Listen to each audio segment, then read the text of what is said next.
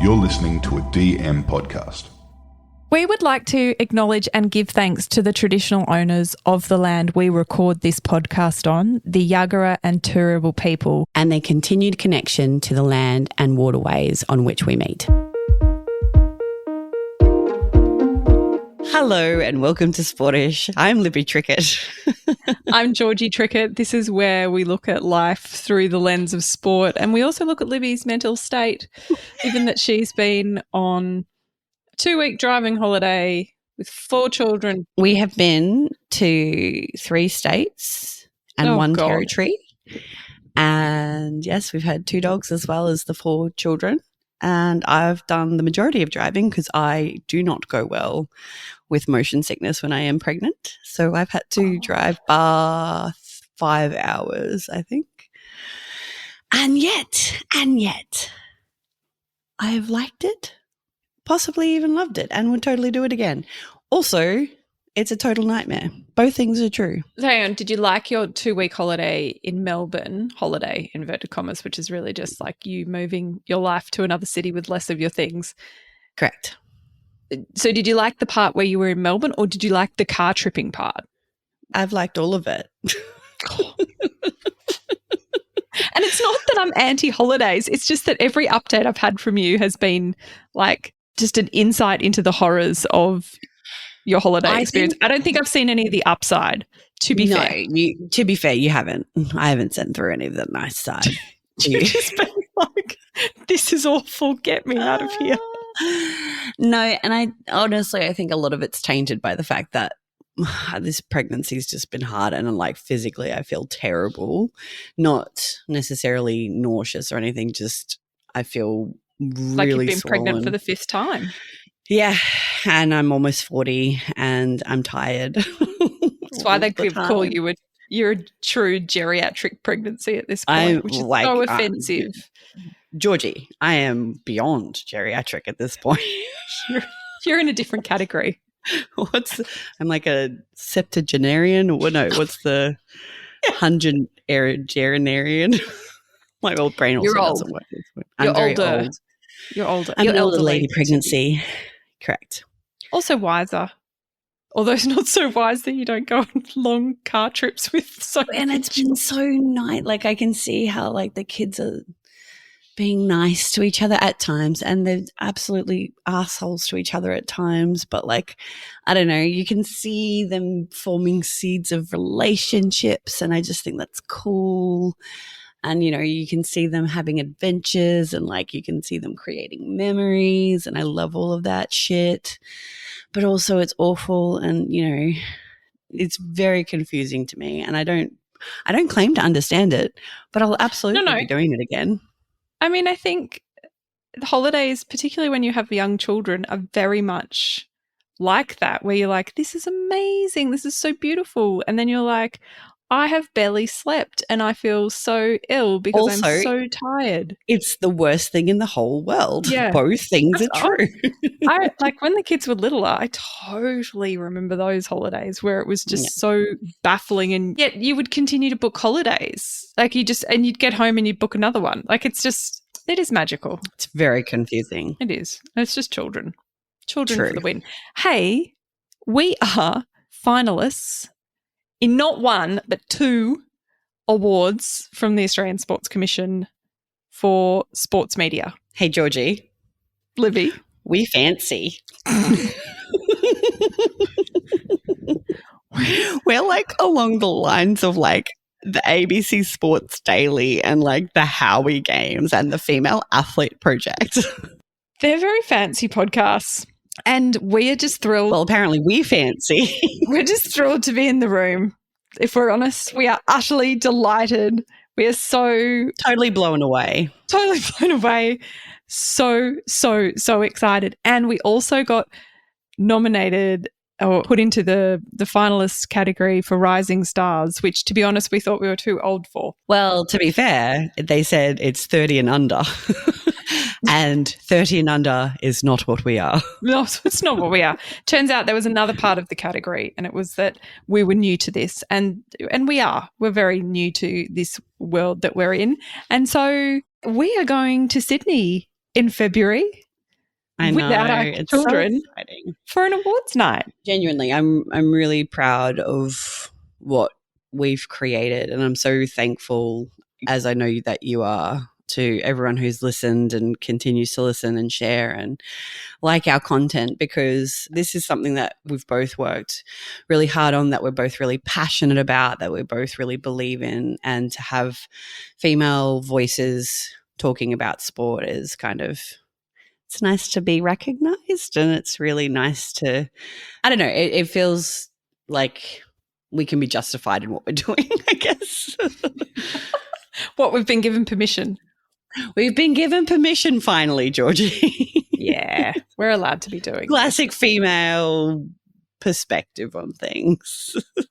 Yeah, I definitely, like, it's something I think maybe we haven't spoken about a lot on the podcast necessarily, but certainly when we've done different speaking events, we've spoken about the idea of it being not necessarily looked favorably upon thing that two women are talking about sport, and we don't necessarily come from a commentary perspective. I mean, you do come from a very Olympic perspective.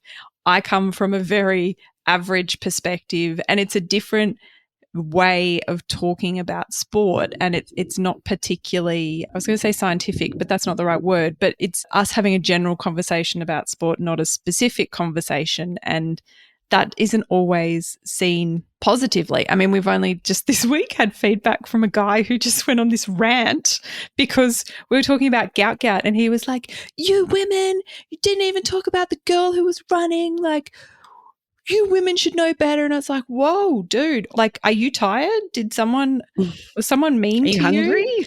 I felt like I was dealing with a 3-year-old, but it's also this constant battle you and I have where we're in this space where we're wanting to talk about sport the way we would talk about sport and having to meet everybody's expectations at the same time. But it's also that idea of women not just talking about women's sport, which, you know, like Chloe Dalton does an incredible job on the Female Athlete Project. And Bez is her co-host on that, and she's unreal. And, you know, Abby from Her Way Media, you know, it's like women are only allowed to talk about women's sport, and we love those women. We love how they're elevating and platforming specifically women's sport, and we love women's sport, obviously, but we also love all sport, so we want to talk about all sport. But as women, are we allowed to do that? Apparently some people think no. Well, we say yes. And the sporties say yes, because we know that you will happily listen to us rant on about Toto and the F1 and amazing up-and-coming athletes like Gout as much as you will indulge me as I discuss, as I'm about to do, the Australian women's cricket team. Yay! That's what is genuine excitement. That's okay. I've got a swimming story, so I'll force that down your throat. No, what I wanted to talk about specifically, and I thought it was really timely because the Australian women's cricket team have just played a 3-match series against India, and I was very lucky to actually go to a welcome dinner for the Indian women's cricket team in Brisbane, and it was so beautiful. It was actually this great example of why sport is so important. It's not just a game, it's about engaging community, it's engaging different communities, and it's also a form of diplomacy. Like to be in this room as we welcomed another country and all their support staff, and to have the head of the consulate there welcoming the Indian women, it was just this beautiful representation of what sport is and how important it is in the relationships we have with other nations. And we've seen that this week as well with Australia and the NRL granting a team's license to PNG. And that's like as much about... Which is incredible. Yeah, but that's as much about sport as it is about diplomacy. That's a lot about the Pacific region and making sure we have the right relationships in the Pacific, given what's happening with China and who has control in that region. So we're getting political. So political this week. So to be in a room with the Indian cricket team and see that happening was brilliant. And while I was there, I heard a story which I had to share. This is almost like a midweek Hall of Fame, and I'm going early on it, but I think it's really important. Do it. So this came from Kate O'Brien, who is the head of girls cricket at Queensland Cricket here in Brisbane. And she said, I've got to tell you about this woman I heard speak the other day. The woman's name is Kanika Agarwal, and she's a mum of a 10-year-old girl who plays stage 1 cricket, but she's also a principal solution architect at one of Australia's leading telecommunications companies. And a little while ago, she noticed that when she typed in Australian cricket captain to Google, the men's captain came up. That was the only response that came up. Who is the men's cricket captain at the moment? Pat Cummins. Okay, got you. Go on.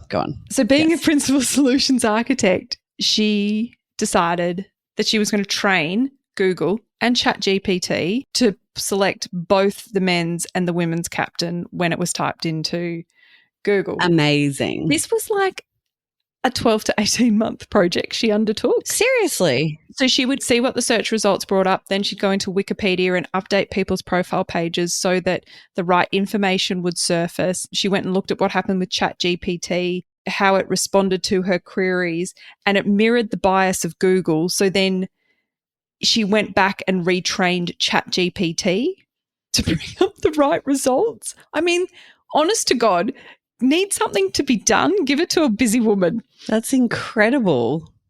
So after 9 months of sustained effort, so she's constantly submitting feedback to Google every time she gets a dud response. I mean, it's so interesting that this is how it's happened, like how that happens anyway. But yes, go on. And there was public advocacy. And I think at the same time, it's important to note this would have been around the time of Correct the Internet, which was a really fascinating campaign that was all about women's sports and the prominence of women's names in search results. I have actually checked the internet, Libby, and at the moment it still returns that Meg Lanning is the captain, and she actually retired in November last year. So the internet isn't exactly reflecting the most up-to-date information, but it is reflecting that there is a women's captain and that there's also a men's captain. And I think we have to be excited about that progress. I love her. She's amazing. Cricket Australia has identified her as quite a handy person, and she's now part of like an academy of people they're pulling together to continue to advocate for women's cricket in Australia. If that's not a midweek Hall of Famer, I don't know what is. Oh, hands down. Crowned. But like what I love the most about that, I think, is that I think sometimes people wonder what they can do about stuff, you know, life situations, you know, kind of advocacy work. And it can be something as simple as what your talent, I mean, it's simple. It was an 18-month project. But like, where does your talent lie and how can that align with what you're passionate about? And I love that so cool. Much. So cool. Well done. Midweek Hall of Fame done. What a great way to end our Midweek Hall of Fames for 2024 with someone who's not necessarily on the field or on the track, but is working behind the scenes to elevate women in sport. Well done, Kanika. Georgie, I have a swimming story. You may or may not know this, and you probably don't, but the World Short Course Championships were on just recently. Oh, so I do know this because at like 6 a.m. the other morning, Ben wakes up and he was like, oh my God, someone's broken the 50-meter men's. I knew he was going to say that one. And he was like, who is this person? Was this a short course? Because I was like, did he break Cam McAvoy? So Jordan Crooks from the Cayman Islands, he's incredible. He's the first person to go sub 20 seconds in the 50 meters freestyle. It was unbelievable. This is short course though, right? Short course. So which means a 25 meter pool for those of the uninitiated. There's a long course pool, which is what the Olympics are swum at. That's a 50 meter pool. Short course championships, 25 meter pool. Very short, very sharp, very fun. We've had an argument previously on the podcast about whether it's worth it. And Georgie, I think we can safely say after this 6 days of racing and 30 world records. Holy moly. Yes, the World Short Course Championships are worth it. The argument we had, I was like, why do we even have short course? It's not even a thing. And Libby's like, wash your mouth out. It is a thing. How dare and you? She compared it to 2020 cricket. Yes. So short course is like 2020 or Big Bash or whatever you want to call it. And long course is like a test match. Yes. That's the only way I And, can. it's the Olympics. It's the iconic stuff. It's like, it's the big world championships. It's the big thing. But short course is just, I don't know, it's so fun to watch and it's so fast. Like it's hard to put into words some of the like times that we were seeing this week. It was incredible. But I wanted to highlight one particular female swimmer from America. So for those who have been listening for a while, or at least since we were doing the Olympic stuff, there was a story that I told about an American swimmer, Gretchen Walsh, who had this dream of winning a gold medal at the Olympics. She's only 21 and she ended up placing second behind her American teammate, Tori Husk. I spoke about how that was a really powerful moment for me because I could see in her the disappointment. I could see that she was obviously gutted and devastated, and it's going to be a whole big journey for her to navigate and work through. And that was a really kind of emotional moment for me to see with this particular swimmer, Gretchen. And this week at the World Short Course Championships, just a few months after the Paris Olympic Games, she has gone and broken 11 world records. Holy smokes. Including 9 individual world records. So in 6 days of competition, Gretchen Walsh broke 2 world records in the 50 freestyle, so semi-final and final. She broke 2 world records in the 50 meters butterfly. She broke 3 world records in the 100 meters butterfly. So heat, semi-final and final, she broke the world record. She broke 2 world records in the 100 meters individual medley, and then a world record in both the 4x1 freestyle and the 4x1 medley relays. It's beyond. So she won 7 gold medals, not since the likes of Michael Phelps at the 2007 World Championships and 2008 Olympics and Mark Spitz at the 1972 Olympics. Wow. And Caleb Dressel has anything been done, and she's smashed all of those guys, like blew them out of the water in terms of her performances this week. And I just, like, it's so cool to see her pick herself up and then just go and crush it. So awesome. And I just, I don't know. For me, that is just such a cool way to finish a year and to see someone grow and evolve. And, there's obviously going to be still lots of stuff to process and lots of stuff to go through, but like, it's just so cool. I loved it so much. What you're saying is she's essentially responsible for a third of the world records that were broken at that meet? Correct. One person. That's wild. Because there was like an insane bonus for breaking world records at the World Short Course Championships. Oh, I'm so glad to hear it. Yeah. This is the best. So she won, it was like $25,000 per world record. She's come away with a butt ton of money, which is just so cool. And again, like, she's not someone who's sponsored by Arena or Speedo. Like, she's not a sponsored athlete. So like, that sort of money will be so meaningful for her, and hopefully will also lead to some incredible opportunities for her to continue her sport and then, go and crush it in the future. I did see some updates coming through over the last week, and all I could think was, why are they swimming again? Yeah. Didn't they just swim? Who does the timing on these things? Why is this so close to an Olympic event? I remember after the Athens Olympics in 2004, I competed, and it's every 2 years. So it was 04 and 06 that I competed at the World Short Course Championships. That's just how it rolls. But Lani Pallister won the 800 metres freestyle for Australia, which is just so awesome to see as well. So do you think, I'm really interested, do you think her performance is, like, did she get her taper wrong for the Olympics? No. Is it that she's, no? Okay. No. Rule that out. I mean, maybe she was sick. There was a lot of COVID. There was a lot of, illness going around during Paris. I would say that it's more likely just pressure and expectations. Yeah, that's what I was going to say. So do you think the overwhelmingness of an Olympics, which, is so widely discussed and well documented, that just hit her. And I don't know if that was her first Olympics or. Yes, it was. Yeah. I mean, she still got a silver. Let's put it in perspective. She went to Yeah, Paris but she wasn't going for silver.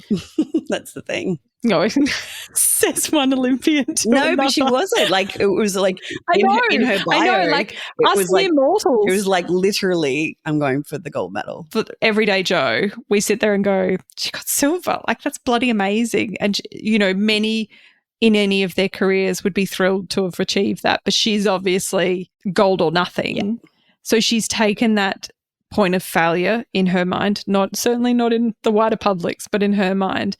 And then she's been able to use that to absolutely dominate in what turns out to be a very financially beneficial short course event. Yeah, she crushed it. It was so cool. And hopefully for her, just such a confidence booster into the next Olympic cycle. It sounds like we've got a fair bit of competition in some of our pet events coming into LA in 2028. Oh man, like, yes. Yes. We need to be worried about that. But, you know, having said that, we've got like Molly O'Callaghan. Be prepared. Not worried. Just prepared. No, we're prepared. Like, and those girls, they know what's up.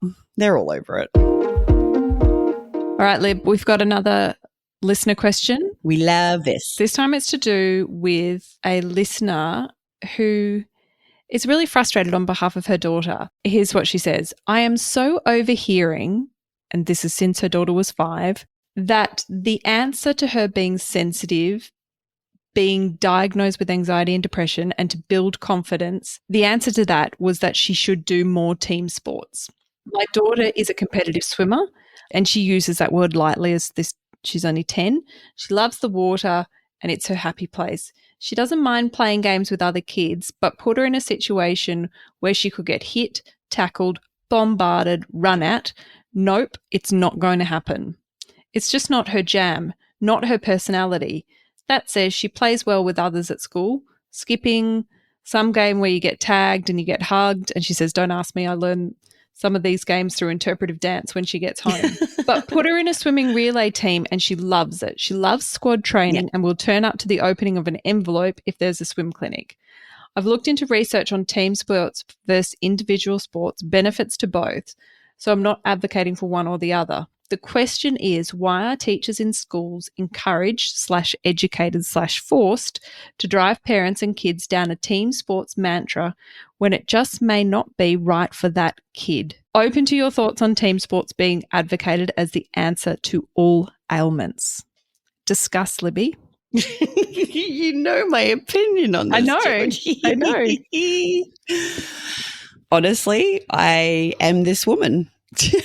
I am her. I totally understand where she's coming from. I get incredibly frustrated that it seems like everyone only ever really advocates for team sports. I find that really frustrating because it's not the be all and end all.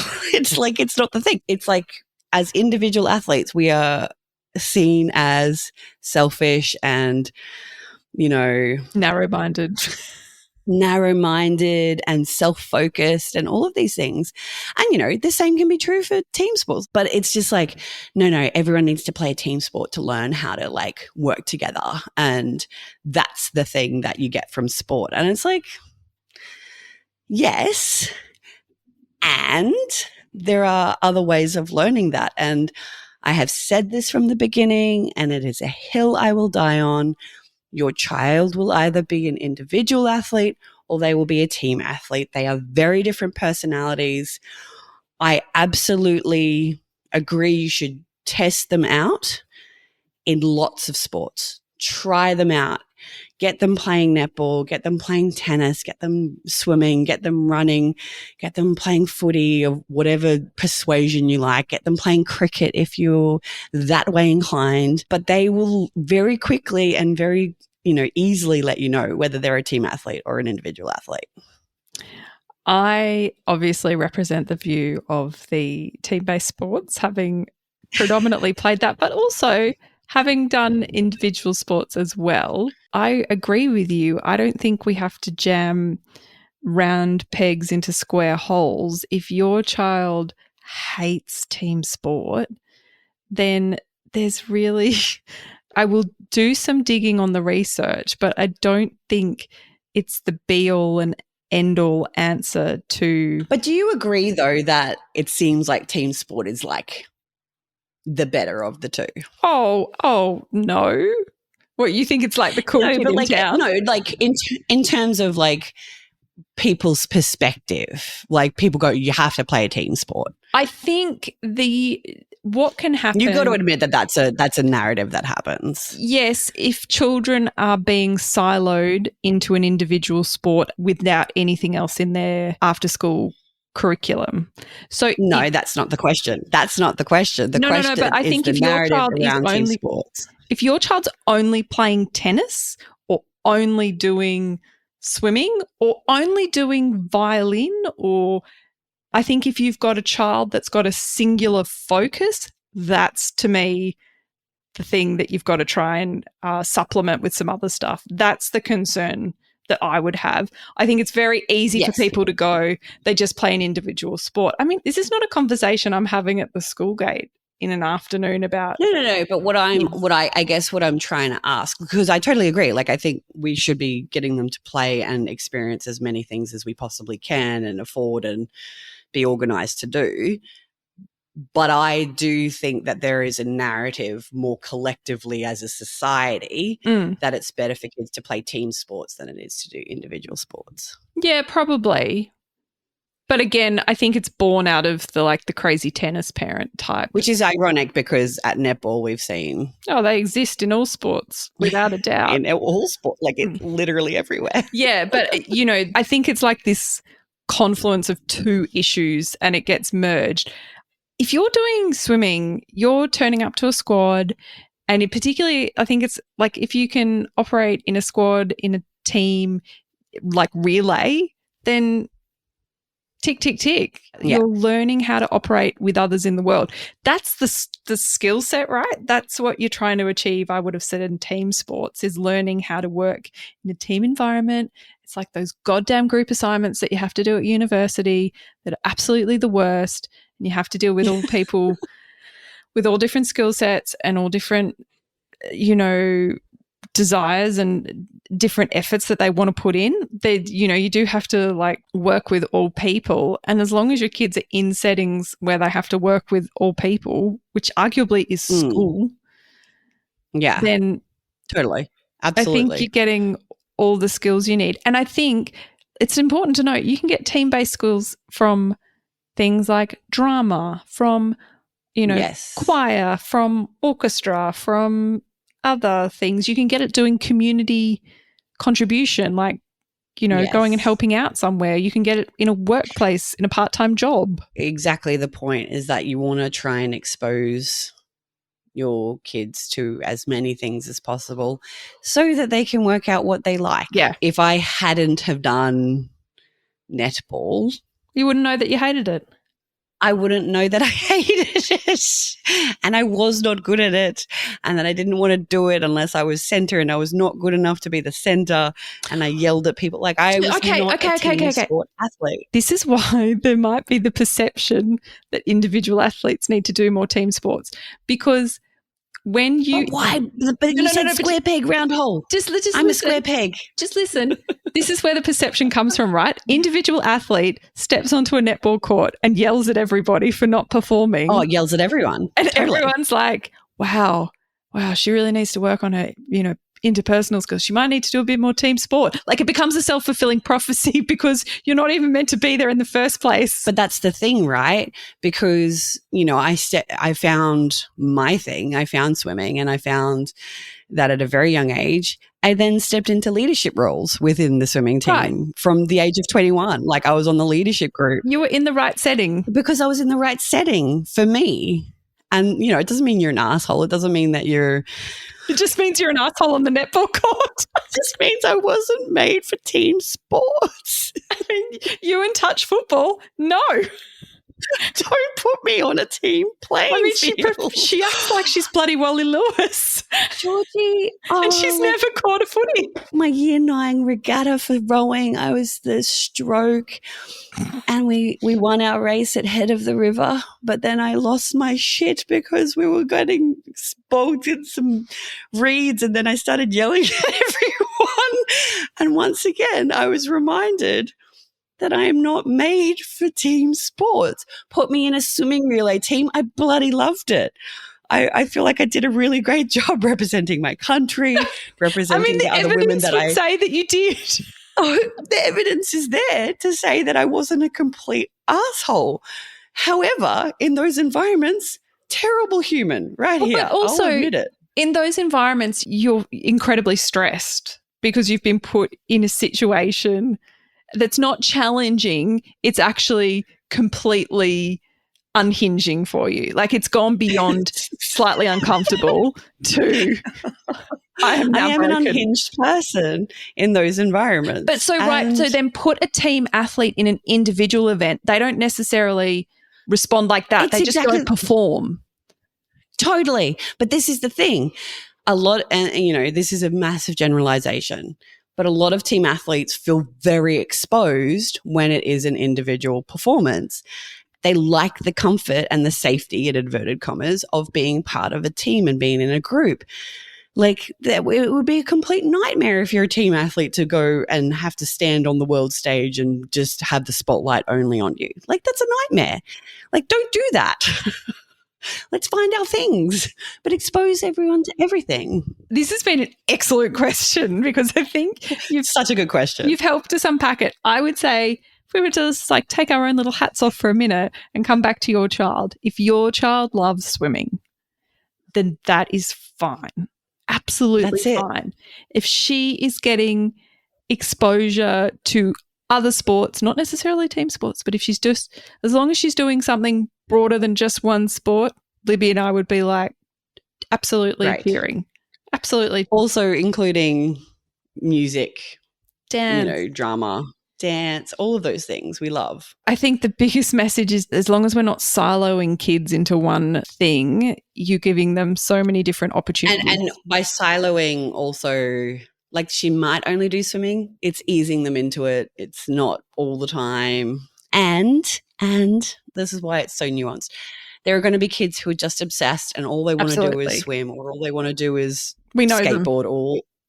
We know them and they want to do it constantly. There are those exceptions to the rule, absolutely. But again, let's just try and expose them to as many different adventures as possible. I would be interested to see if any teachers listening have opinions on this. I would love to hear that too, totally. They are the ones in the classrooms, on the PE fields, who would be seeing this and could talk to it as well. But there is space for individual athletes. There is space for team athletes. And both teach you just incredible things about yourself and life, and is an incredible foundation for and launch pad for life after school and sport. It's one of the best things you can do. Georgie, that's our last episode proper for 2024. Our last proper episode. We have a little something for you guys to take you to the end of the year as a little Christmas present.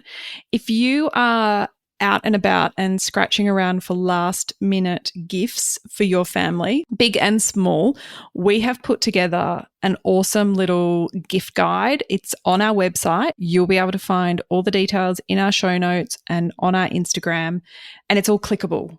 So you can just go. We love clickety click click. Just one click, boom, boom, boom. Done, ordered. Go and do a click and collect. And we've made them really easy stores. They're like Rebel Sport, Target, Big Dub, Kmart, of course. It's all in there. Obviously sports related. Obviously sports related. If you don't get to it before Christmas, but then, school starts and you're like, what was that? I've got a present. I've got a party this weekend. They're great. Boom. For those class party type invitations where I've got to bring a present on Saturday for a 10-year-old. What could I bring? Boom. What do I need? Yeah. We're here to help you. Go check out our new website. You'll be able to get that gift guide. It's our little gift to you. before Christmas. And Merry Christmas. we hope you all have a wonderful break. We'll be back in your ears over the summer, just sprinkling some little conversations we've had with some of our sportish mates. And we've got some really exciting things coming in 2025, which is we can't tell you about just yet, but we are really excited about this project that we're working on. It sounds so influencery, and I'm sorry, but we are. We're really excited about this project that we're working on. We think it'll be hugely helpful. And my husband is currently trying to walk down the stairs without making too much noise. And that is our signal to go. We'll see you in 2025. Merry Christmas. Happy New Year. We'll see you next year. Bye. Bye.